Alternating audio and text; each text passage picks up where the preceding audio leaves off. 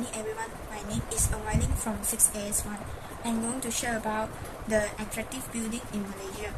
There are two examples I'm going to share below. The first one is the Learning Tower of Telok Intan. The second one is the Keloksi Temple. So, the Learning Temple of Telok Intan in Malay we call as Menara Jam Kontong Telok Intan. It is a clock tower in Telok Intan, Hilir Perak District, Perak, Malaysia. It is the Malaysia equivalent of the world-famous Learning Tower of Pisa in Italy. The tower is the slab leftward similar to the Tower of Pisa. It is 25.5 meters tall and from the outside look like an 8-story building. Through inside it is actually divided into 3 stories. The specialty for the building, the tower, also known as the clock tower, was to store water for the local during the drought season in case of fire. The clock of tower was also used to keep time. About the history of the tower was built under the guidance of contractor Leong Chun Chong in 1885, late in the 19th century.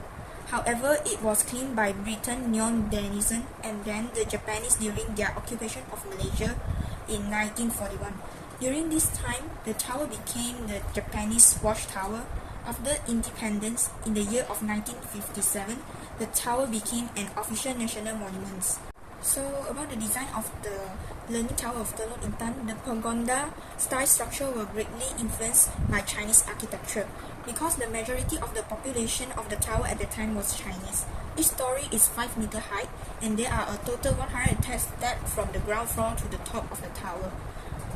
The water tank, which is 5 meters high and 18.36 cubic meter deep, is on the 3rd floor and it is made of steel. The foundation is 30 meters in diameter and tapered to a diameter of 8.2 meters at the top of the tower. The reason why the tower leans is the soft ground on which it was built, as well as the width of the water in the water tank, which causes it to lean toward the southwest. Coming next, I will share about the Keloksi Temple. The Keloksi Temple is a Buddhist temple situated in Ayer Itam in Penang and is the one of the best known temple on the island.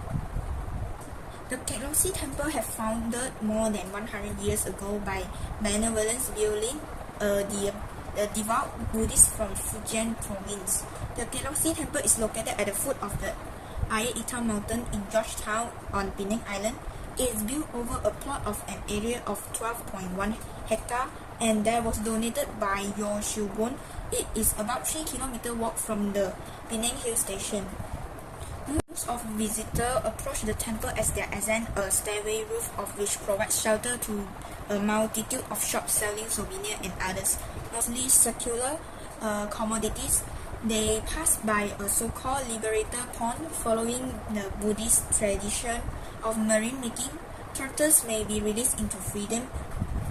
The temple itself consists of several large prayer halls and pavilions of assembly and prayers. Statues of Buddha, various bodhisattvas, as well as Chinese gods are being venerated.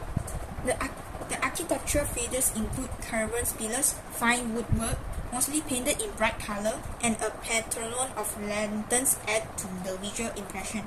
Fish pond and flower gardens are also part of a temple complex. There are 2 tiers of double-lane inclined elevator to carry pilgrims and visitors further uphill. An electric bugger service links the different tiers of elevator as their middle level are some distance apart. On the elevated platform, there is a fish pond and the towering statues of Kuan Yin, goddess of mercy, visited by women hoping to have child. Here is my sharing about the attractive building in Malaysia.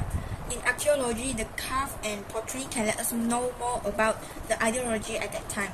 Most of the buildings even represent an era. They are the property of our country. We should cherish and protect this cultural